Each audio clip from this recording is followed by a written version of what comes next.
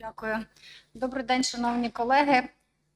Ми сьогодні з вами зупинимося на проблемних питаннях кримінальної юстиції, які виникнули в зв'язку з війною в Україні. Я перш за все хочу побажати Латвії, щоб Латвія не була в такому стані, як ми. Але є така відома фраза: «Хочеш миру, готуйся до війни». І тому вам треба бути готовими до будь-яких непередбачуваних ситуацій. Можливо, щось з нашого досвіду вам пригодиться. Коли я готувала свою доповідь, в мене виникнуло питання, в якому порядку викладати ті проблеми, які виникали. Тому що зазвичай колеги з європейських держав, з Сполучених Штатів, з Канади цікавляться воєнними злочинами, тематикою воєнних злочинів. Але я все-таки вирішила, що не тільки ця тема є дуже актуальною в період війни, а інші теми виникають в період війни, і саме на них потрібно звернути увагу тим державам, які межують з агресивними державами. Які питання виникнули в Україні процесуального характеру одразу після початку війни? Ви розумієте, що українці проснулися в четвер, 22-му році, 24 лютого, вранці від вибухів, і кожен з нас збирався йти на роботу. Ми не готувалися до того, що буде та ситуація, яка сталася.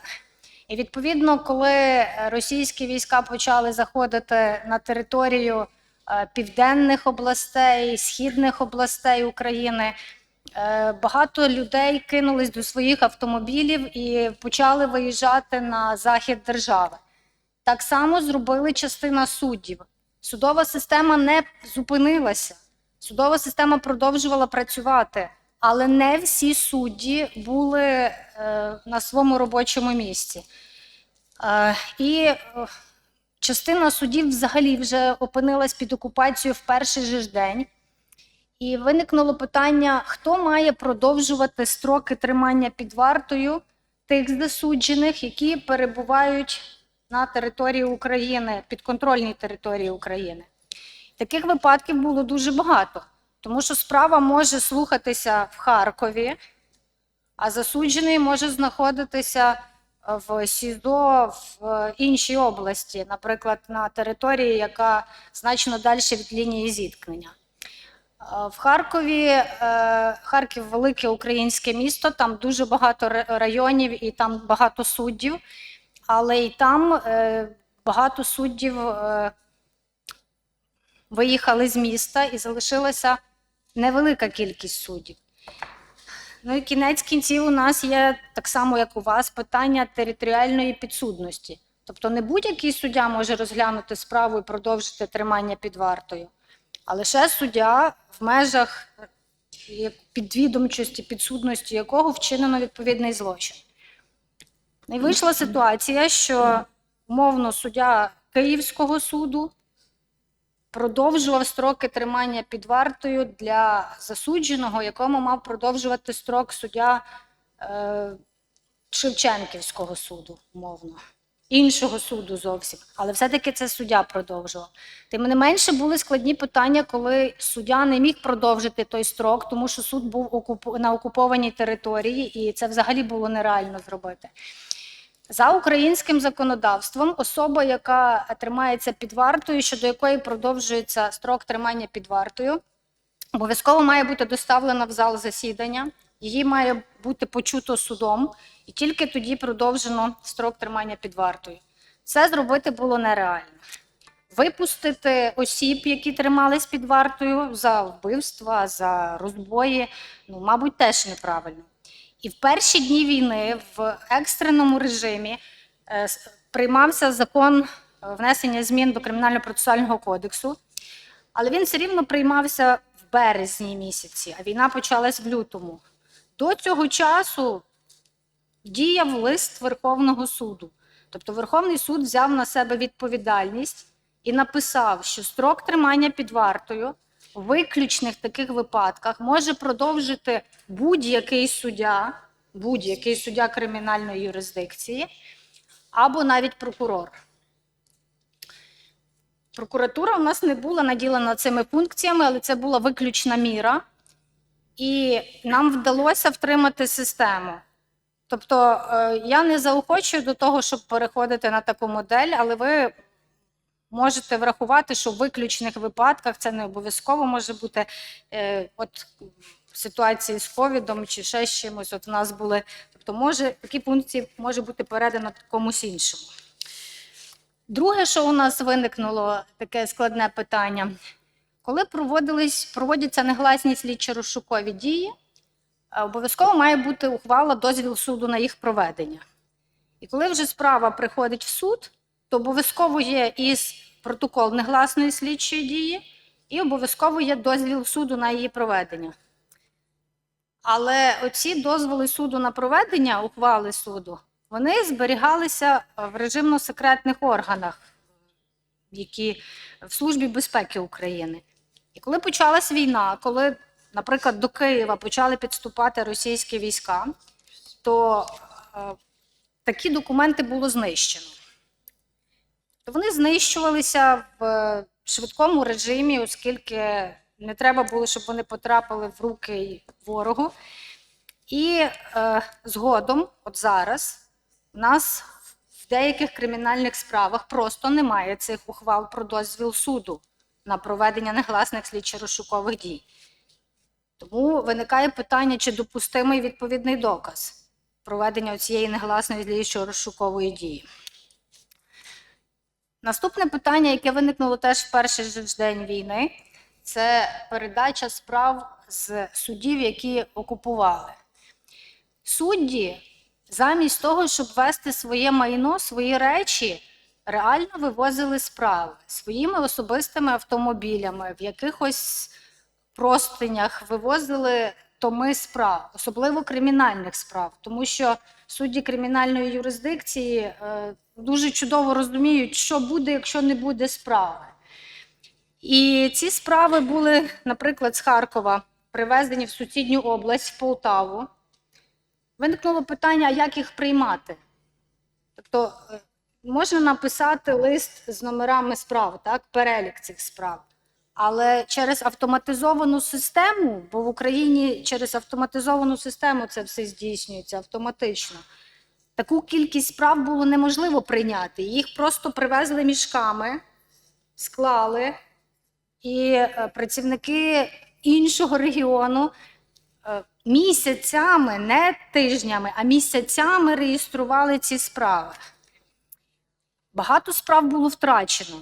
Наприклад, та же Харківська апеляція, яку я згадую вже не перший раз, туди попало двічі, вона попала стала прямою ціллю ракетного обстрілу. Тобто не поруч ракета зірвалася, а прямо в будинок Харківської апеляції попала ракета. Відповідно, всі документи, які були в суді, літали по місту Харкову. І коли працівники їх намагались зібрати, після того ці документи ще й затопило водою, оскільки прорвало систему, яка була в суді. Теж виникнуло питання, що робити з справами? Справу треба кримінальну, там же ж оригінали документів. І що ми побачили? Що в нас в деяких судах кримінальні справи є відкопійовані, відскановані в електронному варіанті від першої до останньої сторінки. А в деяких судах такого немає. Тобто, відповідно, в тому суді, де справа відсканована, проблем з відновленням, в принципі, немає. Тому що сканував цю справу працівник суду, йому можна довіряти, там немає підробки. Але, тим не менше, на жаль, ми не можемо похвалитись тим, що всі справи врятували. Наступне, я б хотіла звернути увагу на процедурні питання, які виникнули пізніше вже. Вже от зараз ми розглядаємо справи кримінальні і бачимо, що маємо багато організаційних питань. Перше дуже складне питання з тим, Чи можемо ми допитувати обвинуваченого з іншого приміщення? Ну, я розумію, що частина з вас або всі подумали, а в чому проблема? По відеоконференції допитуєш і нема проблеми. А в українському законодавстві написано, що якщо особа хоче особисто бути присутньою, то ти зобов'язаний цю особу привезти. Ну, наприклад, етапувати з колонії. Але зараз це складно організувати. І ми почали відмовляти доставці в засідання, а забезпечувати лише режим відеоконференції. Ну, але це не найбільша проблема. Найбільша проблема – це тоді, коли обвинувачений знаходиться на території іншої держави. Чи можемо ми допитувати обвинуваченого, який знаходиться в Польщі чи в Латвії? От це таке дуже складне для нас питання, тому що задіювати процедуру міжнародного співробітництва, в нас вона дуже довго триває. Тобто, якщо ми звернемося до Міністерства юстиції, щоб Міністерство юстиції звернулося до Латвійського Міністерства юстиції, потім цей наш обвинувачений прийшов в Латвійський суд, це дуже довго для нас. Це буде рік тривати в кращому випадку.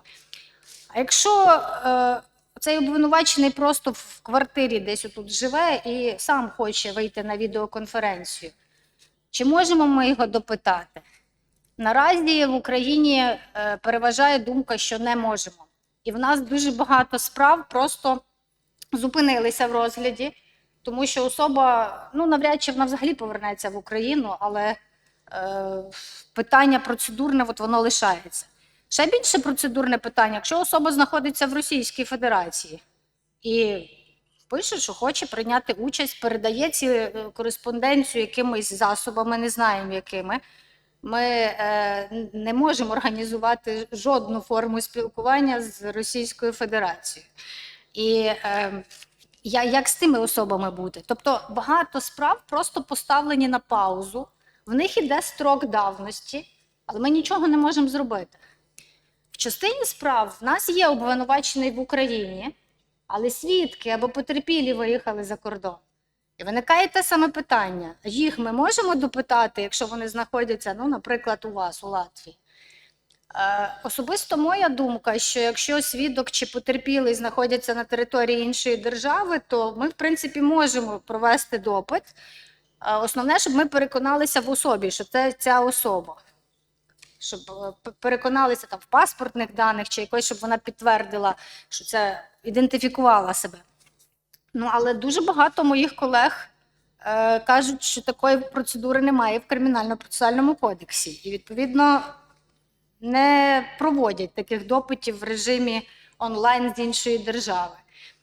Не знаю, як у вас в законодавстві, але якщо це проблема, то, напевно, треба подумати над можливістю допитування певних осіб за допомогою відеоконференції з іншої держави. Фіксація судового засідання – ще одна проблема. В Україні обов'язково здійснюється аудіозапис і відеозапис всього засідання. Ви знаєте чудово, що Росія обстрілювала енергетичну систему України і у нас були блекаути. Тобто вимикалось повністю світло. Що робити суду, якщо він слухає справу, і тут посеред засідання вимикається вся електрика, і, добре, оголошується технічна перерва, але що після цього? Можна продовжити розгляд і фіксувати, наприклад, на мобільний телефон? Чи це не підійде? З часом суди закупили генератори. Це дуже чудово, є генератори, переходимо на систему генератора, перепідключаємо. Але і це не завжди спрацьовує, бо світла може не бути довго, і цей генератор теж не буде працювати. Справа в тому, що в процесуальному законодавстві України написано, що якщо немає диску з записом засідання, немає запису засідання, то суд вищої інстанції просто скасовує рішення суду нижчої інстанції. Я не думаю, що це правильно законодавець так імперативно написав, але от є в нас теж така річ, тому питання виникнуло. Але перейдемо від процедурних питань до предметних речей, які стосуються Кримінального кодексу. На цьому слайді він англійською мовою, але на ньому зазначено, які зміни вносилися в розділ «Злочини проти основ національної безпеки».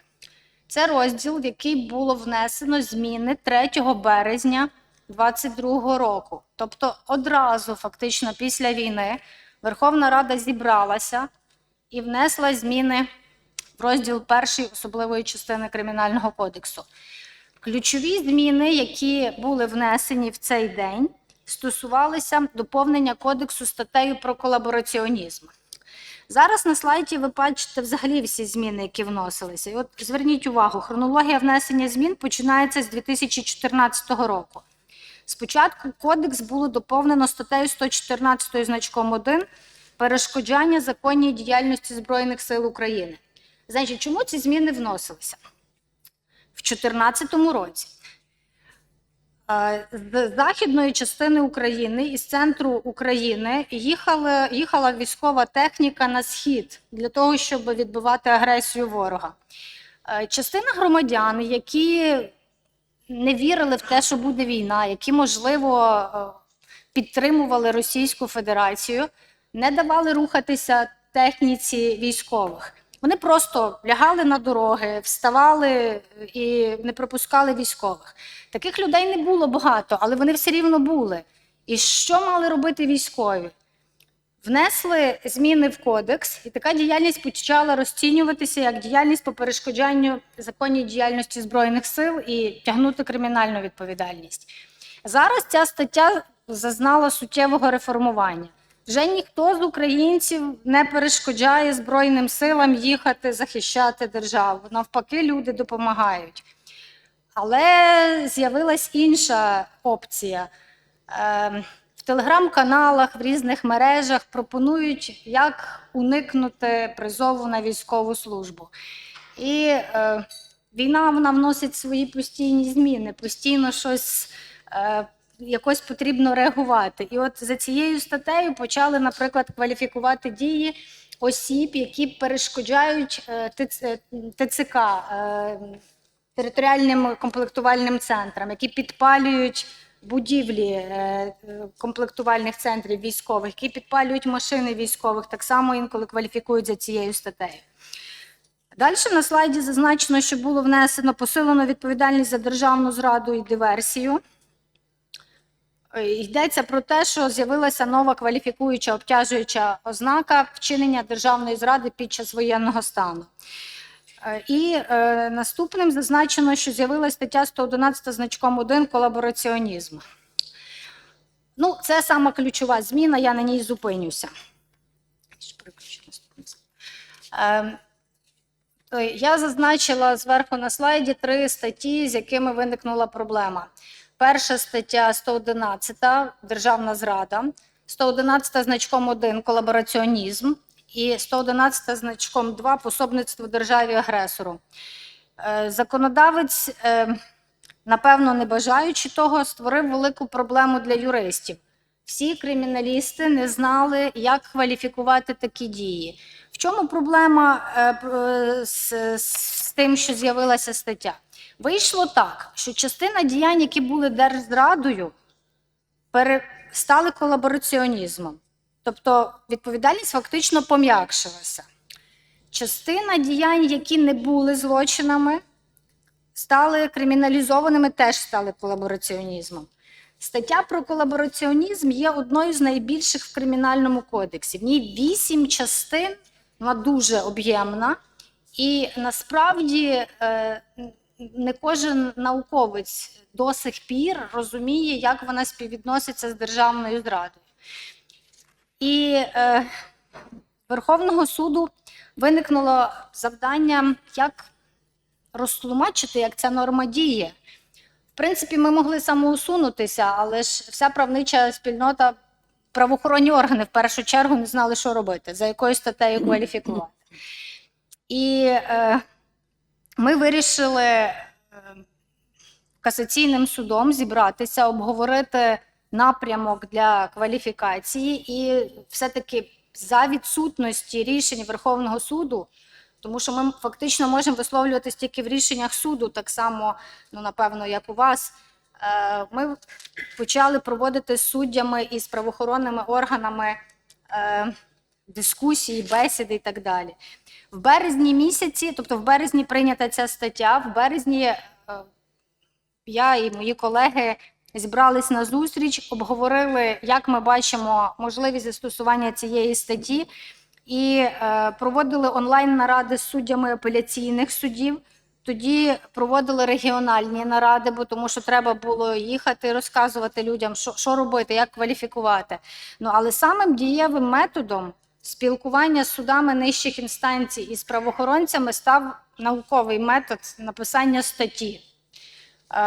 Довелося написати наукову статтю, опублікувати її в журналі юридичному. Це зайняло взагалі небагато часу, тому що всі йшли на зустріч. Фактично спеціально для нас, для того, щоб опублікувати ту статтю, формувався цілий журнал. І таким чином ми поширили практику для суддів інших інстанцій. Що б я хотіла звернути увагу, якщо у вас немає відповідальності за колабораціонізм. Я, наскільки пригадую, в ваших сусідів є така відповідальність, а в вашому кодексі немає такої статті безпосередньо, правильно? Отдельной статьи о коллаборационизме нет в вашем кодексе? Так она не называется, но есть такая статья. Такая как? статья есть. Но она не называется коллаборационизм, а по-другому. Ой, хтось голоса Справа в тому, що якщо вносити зміни в кодекс кримінальний, якщо ви бачите необхідність внесення змін в кримінальний кодекс, то їх треба вносити вже. Їх не можна вносити під час ведення війни. Це дуже небезпечно вносити зміни саме в кримінальний матеріальний кодекс під час війни, тому що система і правоохоронні органи не знають, як реагувати. Вносити зміни треба тільки тоді, коли є критична необхідність. Якщо її нема, краще обмежуватися тими статтями, які у вас є. І якщо, наприклад, законодавець зараз бачить певні ризики, то, напевно, треба зараз вносити зміни. Але саме основне – це реагувати на прояви державної зради чи колабораціонізму. Що мало місце в Україні? З 2014 року почалась війна. До 2022 року фактично прояви держзради і колабораціонізму не каралися. Ну, я не кажу, що нікого не притягували, але досить так лояльно відносилися і казали, що особа може заперечувати те, що в Україні забрали Крим і що забрали території Донецької і Луганської областей. І от таке лояльне ставлення, воно накопичувалося, збільшувалося, і нереагування на такі прояви, воно було одним з факторів можливості подальшого розвитку і вже, власне, військових дій в тому вигляді, який ви бачите. Так, от зараз ми з вами перейдемо до воєнних злочинів. На слайді ви бачите фотографії Маріупольського драматичного театру, в якому під час бомбардування переховувалися люди з дітьми, і вони написали напис «Діти», але це не стримало російського пілота, який безпосередньо, бачачи, що там внизу драмтеатр, скинув бомбу, яка пробила театр і бетонні перекриття повністю. На слайді, який справа знаходиться, це Київ після однієї з нічних атак. Це вже така картинка, на жаль, ми її бачимо дуже часто. Але оці речі, вони повинні обговорюватись в контексті воєнних злочинів. Воєнні злочини передбачені в Кримінальному кодексі України, так само, як в Кримінальному кодексі Латвії. І найголовніше, що нам довелося зрозуміти, що ми нове вивчили, коли почали говорити про ці злочини, це поняття так званого контекстуального елементу. Зазвичай ми говорили, що кожен злочин має 4 елементи. Об'єкт, об'єктивну сторону, суб'єкт і суб'єктивну сторону. Ну, мабуть, у вас подібний підхід до структури кримінального правопорушення. Але для воєнних злочинів специфічний елемент, контекстуальний елемент існує через те, що це злочини проти гуманітарного права і, власне, що передбачений міжнародним кримінальним правом. Значить, в чому суть контекстуального елементу? Суть його в тому, що потрібно оцінити, що відповідний злочин було вчинено саме під час бойових дій, конфлікту з зовнішнім агресором, хоча не обов'язково зовнішнім агресором, це для України зараз важлива річ. Друге, що потрібно встановити, що особа усвідомлює факт, що має місце збройна агресія, вчиняє ці дії в контексті збройної агресії. І оці дві речі, сама ситуація і, власне, усвідомлення особою, вони мають бути прописані як прокурором в обвинувальному акті, так і судом. В перших судових рішеннях, які писалися в Україні і в обвинувальних актах прокурорських, оця частина рішення становила 4-5 сторінок. Там писалося все, від створення ООН до того, що Україна суверенна держава і яким чином утворилась Україна. Це не треба робити, і зараз ми вже так не робимо. Ми пишемо, що факт збройної агресії ніким не заперечується, і що це загальновідомий факт, і переходимо до конкретного кейсу, який було, власне, вчинено. Значить, дуже важливими в контексті воєнних злочинів є встановлення кола захищених осіб, тобто тих осіб, які обов'язково підлягають захисту, на які не може бути взагалі здійснено нападу. До цих осіб належать особи цивільні, які не беруть участь в бойових діях, належать журналісти, медики, представники іноземних різних організацій, військово поранені, полонені. Ну, тим не менше, ми постійно бачимо факти, коли Росія не те, що не виконує, вона взагалі таке враження, що не знає, що існує якесь міжнародне гуманітарне право і взагалі не керується цими нормами. От на наступному слайді це фотографія київського медичного відомого закладу ОХМАТДИТ, охорона матері і дитини. Розшифровується. Цей заклад знаходиться поруч з моїм будинком, там, де я живу. І як можна було здійснити туди ракетний обстріл, щоб таке залишилося від закладу, ну, реально це в голову не вкладається. В день обстрілу в закладі проводилися операції. І дітей, які були на операційному столі, їх просто викидало з вікон. Точно так само, як лікарів, які стояли біля дітей і проводили ту операцію. То тут ми бачимо, що Росія взагалі не дивиться на те, на який об'єкт здійснюється агресія. Тобто те, що це медичний заклад, те, що там цивільне населення, тим більше ще й діти, це було повністю проігноровано. Чи може бути такий об'єкт законною ціллю? Звичайно, що не може. Тим не менше, в засобах масової інформації росіяни в себе писали, що там лікували українських військових.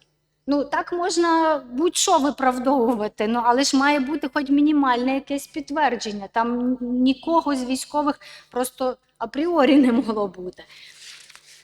На наступному слайді зліва є картинка військового, якого розстріляли за те, що він сказав «Слава Україні». І йдеться про полоненого. Очевидно, що йдеться про полоненого. Але, на жаль, ми слухаємо, маємо таку можливість, що нам допомагають міжнародні партнери, і маємо перехоплення розмов російських військових. Там чітко простежується наказ знищення всіх, в тому числі полонених. Тобто, взагалі, якесь збереження життя полонених, очевидно, що воно теж не виконується. А слайд справа, не знаю, можливо, ви бачили цю картину, військових, які охороняли, які тримали довгий час Маріуполь, які вели бої за Маріуполь, і вони вийшли, залишили Маріуполь, оскільки вже було складно там перебувати. Частину з них вони попали в полон і вони утримувались в Оленівській колонії. Це була колонія, в якій тримали засуджених, але в період війни ясно, що там вже тримали українських військових, і саме туди було здійснено ракетний обстріл і була величезна пожежа, в якій загинули оці військовополонені українські хлопці. Але що цікаве, ми багато що зараз обговорюємо із адвокатами, із прокурорами в контексті кваліфікації. В нас виникнуло питання. Коли тут було проведено обстріл, і коли частина військових ще були живі, вони стікали кров'ю, про це є, до речі, докази, теж дякуючи міжнародним партнерам, лежить військовий, який стікає кров'ю, викликають медиків, приїжджають медики, але керівництво колонії не пускає, фізично просто не пускає медиків для надання медичної допомоги. Чи можна казати, що оцей керівник колонії вчинив умисне вбивство? Чи є це способом умисного вбивства недопуск медиків до людини, яка стікає кров'ю? Таке, знаєте, питання складне, тому що безпосередньо в статті про воєнні злочини зазначено, що має бути умисне вбивство. А от такі дії, чи можна їх розцінювати як умисне вбивство? Спосіб вбивства як недопущення медиків. От я не буду казати безпосередньо свою думку, ну, от, хто цікавиться кримінальним правом, подумайте над тою річчю, бо це таке, що виникає і, ну, можливо, буде навіть, якщо буде суд в Міжнародному кримінальному суді, то я сподіваюся, що це питання теж буде обговорюватись. Тепер з приводу імунітетів. Імунітети від кримінального переслідування, очевидно, що мають три фігури – це Путін, Лавров і Мішустін.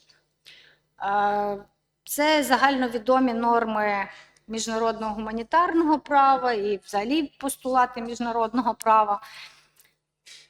Тому українські суди їх не можуть притягнути до кримінальної відповідальності. Чи може їх притягнути до відповідальності Міжнародний кримінальний суд? Ну, ви бачили рішення про арешт Путіна в справі про депортацію українських дітей. Ну, але ви бачите і результат, що наразі якби рішення є, але ну таке, наразі не реалізоване і не знаємо, чи буде колись реалізоване. Але Міжнародний кримінальний суд не може розглядати справу по агресії. Українцям важливо і світу важливо, щоб було притягнуто ініціаторів війни, саме Путіна і його людей, які в першу чергу йому допомагали, до відповідальності за злочин агресії. Я не знаю, можливо, ви знаєте ті речі, бо тому що для українців в мене склалось враження, що не всі розуміли те, що Міжнародний кримінальний суд не може притягувати за агресію. Тобто, хоча в статуті, в Римському статуті зазначено про злочин агресії, як злочин, який підпадає під юрисдикцію суду, але наразі немає достатньої домовленості держав, і за цей злочин притягнути МКС не може. Відповідно, можливо, він буде розглядати справу про воєнні злочини, але це не факт. А от, власне, військовий трибунал, про який зараз йдеться, і дякуємо Латвії, що нас підтримує в тому, щоб створити військовий трибунал, саме військовий трибунал може притягнути оцих трьох фігурантів до відповідальності за агресію, саме за злочин агресії. Ну, але, знову ж таки, питання, що там йдеться, прописано про те, що все рівно поширюється імунітет. Давайте пропустимо. Так, от у нас тут є стаття в Кримінальному кодексі, яка от стосується воєнних злочинів, і вона викладена таким чином, що перелічені діяння, перелік діянь. Я не буду на них зупинятися, але саме основне, що нам потрібно з'ясувати, тобто тут йдеться про жорстоке поводження з військовополоненими, про вигнання цивільного населення, про знищення майна і так далі. Чому я виділила на слайді частину тексту синім, частину зеленим? Синім текстом це та частина, яка була доповнена до статті. Йдеться про незаконну депортацію дітей. Дуже багато міжнародних донорів, які працювали і допомагають нам в контексті боротьби з воєнними злочинами, наполягали і вкладали багато зусиль в те, щоб змінити статтю про воєнні злочини. Мовляв, щоб більший перелік був воєнних злочинів, бо в Римському статуті значно більший перелік воєнних злочинів. Я дивилася статтю, яка в Латвійському кодексі. Вона викладена так само, як в нас, подібно, як в нас. Теж іде перелік діянь, форм злочину, і є окрема відкрита форма, написано «інші діяння». Це нормально, як на мене, тому що перерахувати все буквально в статті Кримінального кодексу нереально. І точно так само, як українці можуть користуватися Римським статутом для того, щоб кваліфікувати діяння, так само і у разі, наприклад, розгляду справ по універсальній юрисдикції, і ви можете, наприклад, притягуючи російських злочинців, які в нас вчинили злочин, теж користуватися Римським статутом. І не потрібно вносити жодні зміни в Кримінальний кодекс. Це, до речі, фотографія одного з суддів Миколаївського апеляційного суду, в якому загинули господарського суду, колеги уточнюють, в якому, на жаль, загинуло 2 працівників суду. Це теж будівля суду в Херсоні. І там частково суд знаходиться.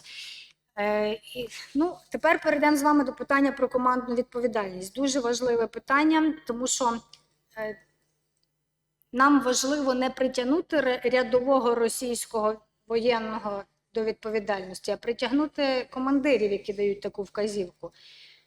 Місто Херсон, місто, яке знаходиться на півдні України, яке наполовину окуповане росіянами, половина знаходиться під контролем української армії. Російські засоби артилерії розташовані таким чином, що вони можуть круглодобово обстрілювати місто. Цивільному населенню там проживати дуже складно. І зрозуміло, що ті підрозділи російські, які там перебувають, про це ж відомо командуванню російської армії, їм дають боєприпаси, і їм дають зброю і їжу. Тобто, очевидно, що командування знає про їхні дії. Засоби, якими вони обстрілюють частину міста, де живуть цивільні, там, звісно, знаходяться і українські військові, але засоби, якими здійснюються обстріли, є забороненими. Чи мають за такі дії відповідати командири? Минулого тижня в Києві проводився захід, який стосувався збирання доказів по воєнних злочинах, і приїжджала одна з суддів з Харкова, з міста, яке поруч з лінією зіткнення знаходиться, і розповідала, що над Харковом застосовували фосфорні бомби. Тобто прилетіло 2 літаки, які, бачачи, що внизу місто, там реально живе багато українців цивільних зараз, бачачи, що це центр Харкова, просто випускали з літака фосфорні бомби. І виглядало воно як ялинка.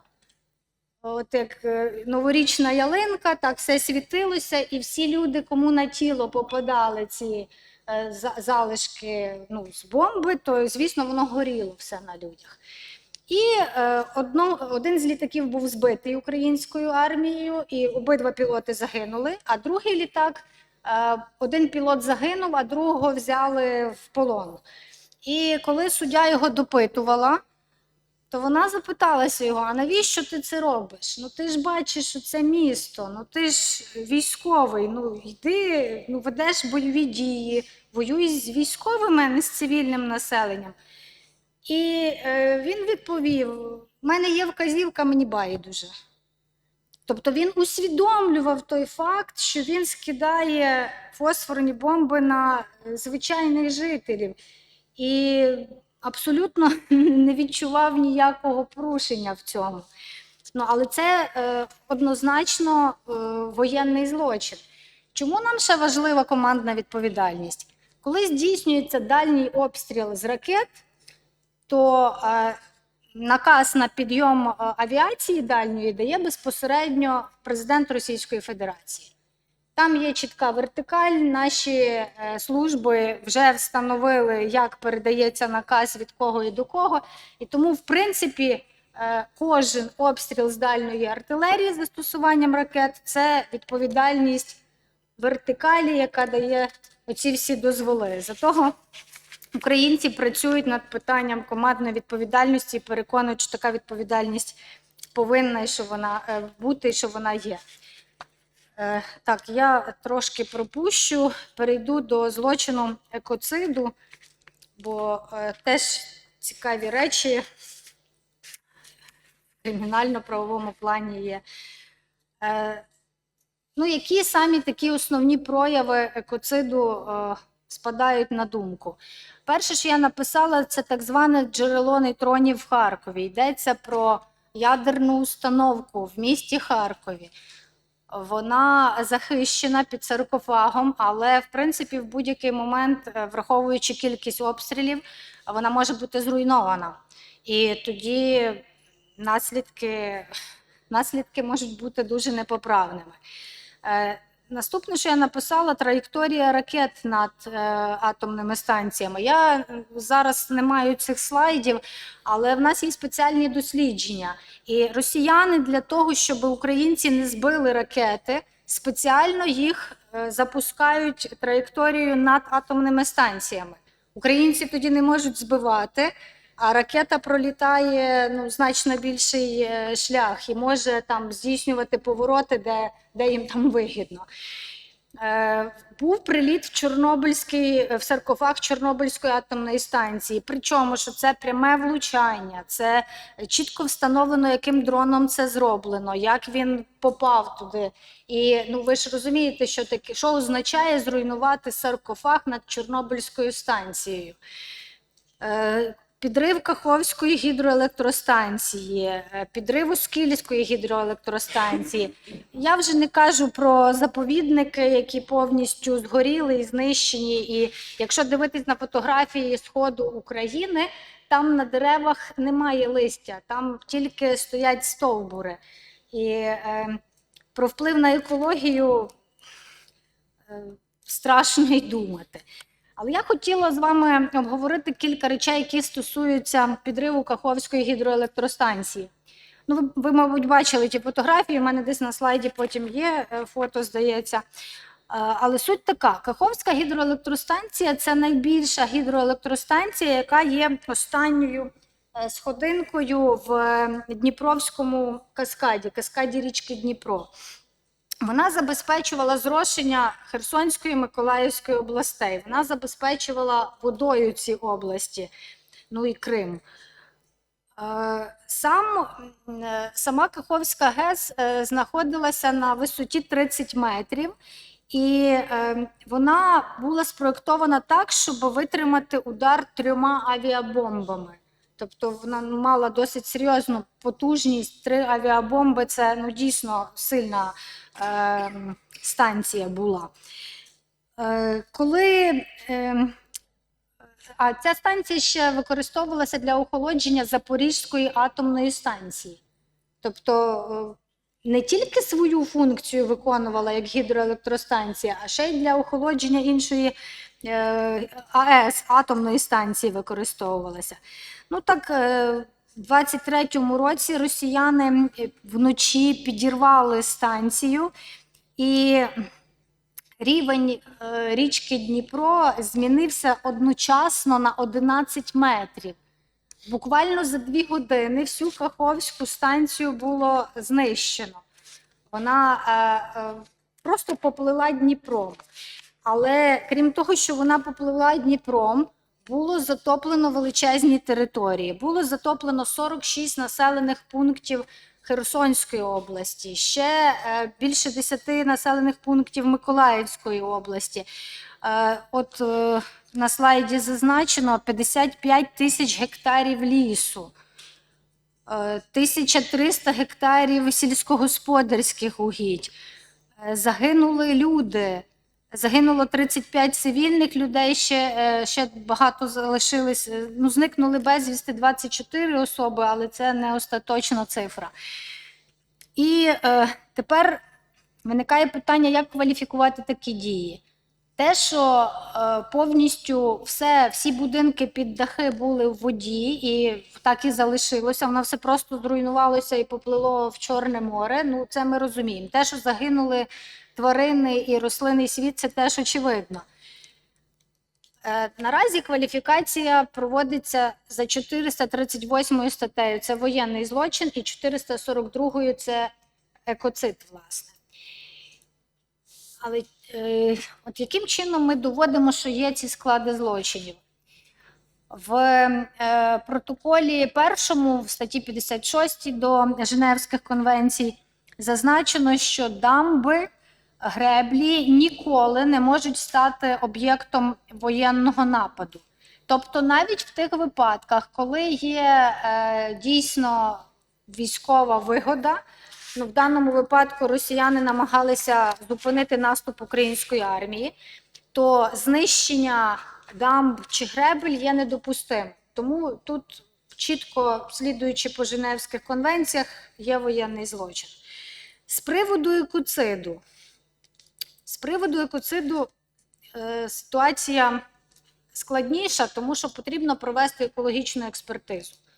А доступ до тих територій, він нелегкий. Нам насправді допомагають міжнародні організації, які займаються охороною навколишнього середовища, а наші слідчі лише мають частковий доступ.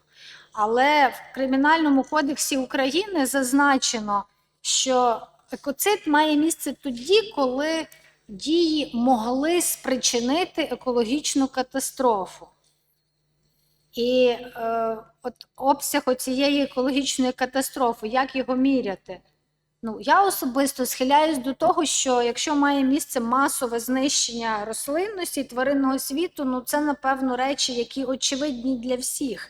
І лише цього достатньо для кваліфікації дій. Але ми в цьому напрямку ще працюємо, тому що, насправді, коли пишеться обвинувальний акт, і коли ми оцінюємо, що потрібно, то ситуація, повірте, навіть з Каховською гідроелектростанцією дуже складна з доведенням цих двох складів злочинів. Так, я вже перебрала свій час точно, але я пропускаю слайди, які стосуються, власне, воєнних злочинів. І хочу буквально кілька слів сказати про військові злочини. Це третє питання, яке в нас виникнуло. У нас виникали питання поступово. Спершу національна безпека, державна зрада, колабораціонізм. Ми вже з тим ніби з'ясували, що як робимо. Тоді воєнні злочини, а тепер, на жаль, військові злочини. Значить, в чому тут проблема? Частина військових залишають військову службу без дозволу командування, і їдуть додому, ще кудись там їдуть. А звісно, що це впливає на дисципліну в армії, в військах, і такі дії караються. І от один з прикладів. Тобто, якщо військовий поїхав без дозволу на тиждень чи на місяць, а потім повернувся, це все рівно самовільне залишення військової служби. І виникає питання, а притягувати його до відповідальності чи може не треба? Він ж повернувся. Нам ж треба людину зі зброєю, щоб воювала, вона прийшла. Але якщо його не притягнути до відповідальності, то завтра так само зробить його сусід. І вони почнуть ходити, як хочуть, з військової частини. Тому ми прийняли рішення, що треба притягувати до відповідальності. А покарання за самовільне залишення військової служби в воєнний час дуже суворе. 5 років позбавлення волі.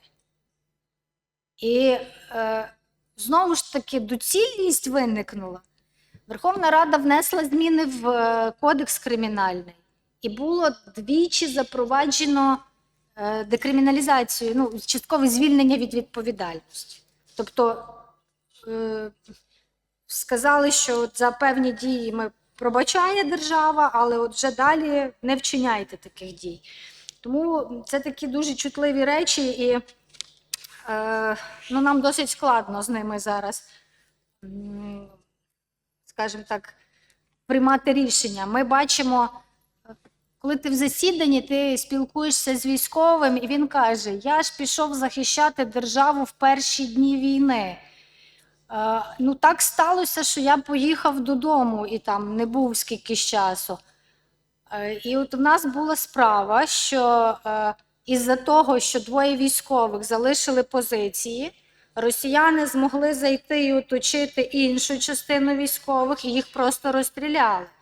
І після того, як ми побачили кілька таких справ, то ну, питання поблажок тут вже не виникає. Це відповідальність, тому що раз ти з колегами на посту, то ти на посту, всі на тебе розраховують.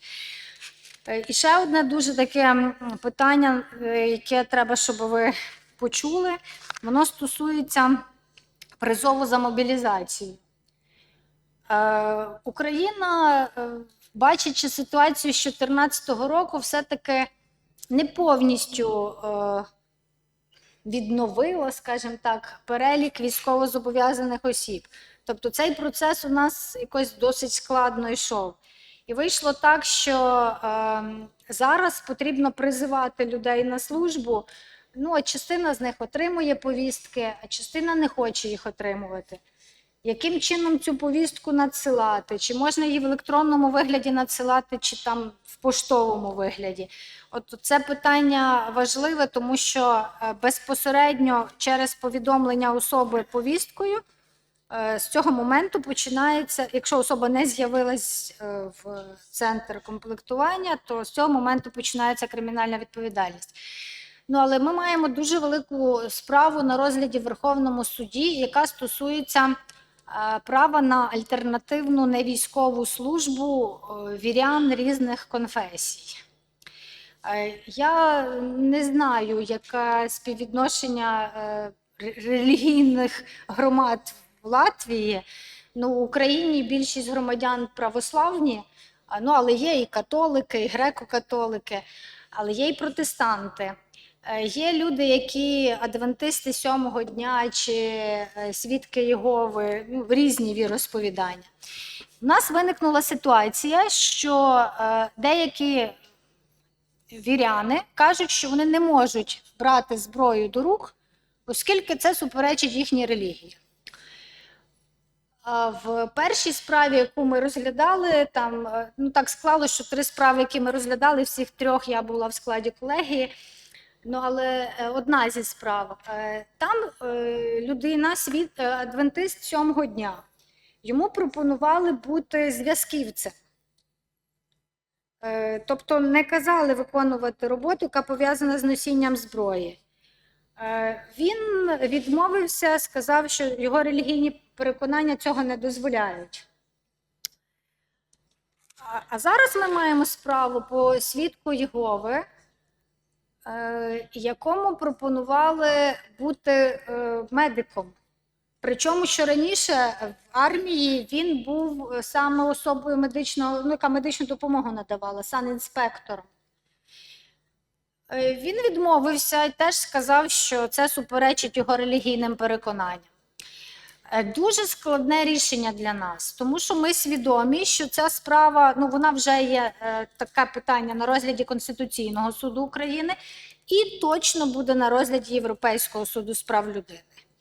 Як забезпечити баланс між тим, щоб релігійні ті переконання особи врахувати, і тим, щоб вона все-таки не зловживала цією можливістю, а захищала державу? Касаційний кримінальний суд прийняв таке рішення. Ми зазначили, що є в мирний час особа має право на альтернативну невійськову службу в мирний час. А в воєнний час є обов'язок по захисту батьківщини. І в воєнний час держава повинна врахувати ці релігійні переконання, щоб особу залучити до роботи, яка не пов'язана зі зброєю. Ну, наприклад, в українській армії треба і водіїв, і поварів, і зв'язківців, ну дуже багато професій. Насправді лише 20% громадян беруть участь в бойових діях саме зі зброєю, а решта всі мають інші функції, щоб працювала вся структура. Це теж питання дуже непросте, тому ну, над ним треба задуматися, і не виключено, що через рік чи через два Європейський суд з прав людини висловиться і скаже свою згоду чи незгоду з нашим рішенням. Але ми враховуємо те, що ми врахували висновок Венеційської комісії, зазначили, що така збройна агресія, яка зараз є в Україні, це ну, перша війна з періоду Другої світової такого масштабу. І зазначили, що це обов'язок всіх громадян України захищати державу. Так, дякую за надане слово і дякую вам за підтримку в цей нелегкий час, яку ви надаєте Україні.